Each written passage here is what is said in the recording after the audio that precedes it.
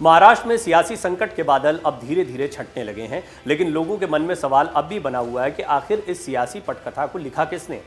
आखिर इसे लिखने वाला असली कलाकार कौन है।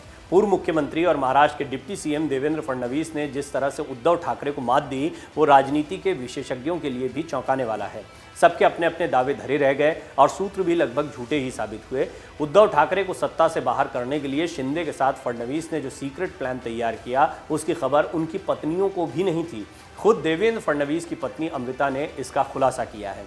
देवेंद्र फडणवीस की पत्नी अमृता ने बताया कि शिंदे गुट की बगावत और उद्धव सरकार पर सियासी संकट के बीच देवेंद्र फडणवीस चुपचाप सक्रिय थे। वो सबके सामने भले ही कहते रहे कि भाजपा का इससे कोई लेना देना नहीं है, लेकिन एकनाथ शिंदे से मिलने के लिए देवेंद्र अक्सर वेशभूषा बदलकर रात को निकलते थे। दोनों की सीक्रेट मुलाकात का ही नतीजा है कि महाराष्ट्र की राजनीति के चाणक्य शरद पवार से लेकर सीएम उद्धव ठाकरे और राजनीतिक पंडितों को इस बगावत की कानों कान खबर तक नहीं लगी।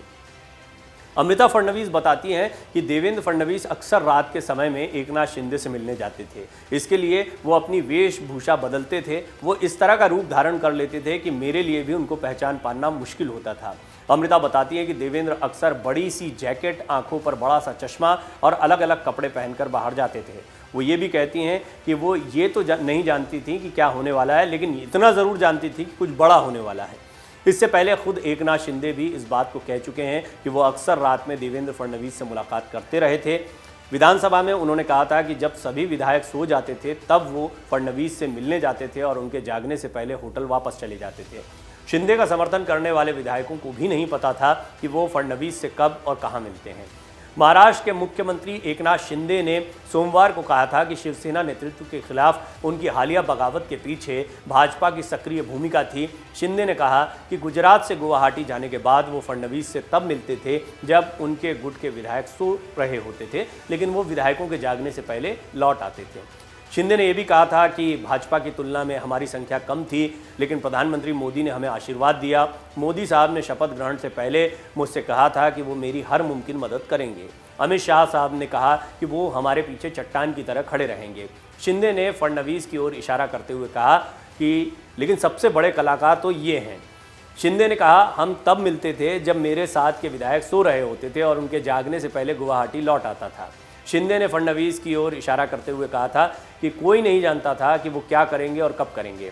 महाराष्ट्र में एक हफ्ते से ज़्यादा समय तक चली राजनीतिक उथल पुथल को समाप्त करते हुए शिंदे ने 30 जून को राज्य के मुख्यमंत्री के रूप में शपथ ली और चौंकाते हुए पूर्व मुख्यमंत्री देवेंद्र फडणवीस ने डिप्टी सीएम पद की शपथ ली।